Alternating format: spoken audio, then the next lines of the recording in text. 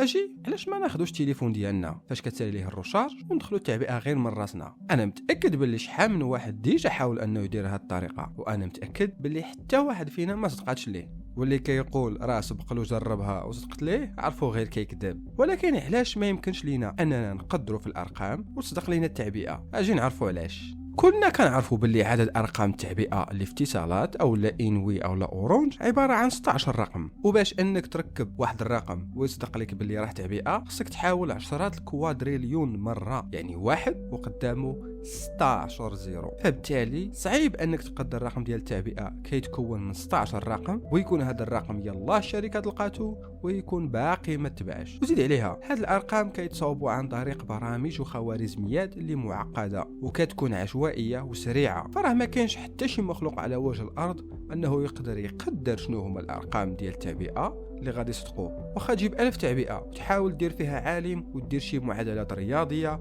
او لا منطقيه او لا حتى فضائيه باش تقدر الارقام، فراه ما غاديش تصدق لك. ايوا بلا ما تكعيله ما قدرتيش تقدر الارقام ديال التعبئه لان من الطبيعي انك ما تقدرش. وهنا نكون وصلنا للنهايه ديال الفيديو ديالنا، وإلا عندكم شي سؤال بغيتونا نجاوبوا عليه كتبوه لنا في التعليقات، وما تنساوش تشتركوا في القناه وتضغطوا على زر الاعجاب. تهلاو.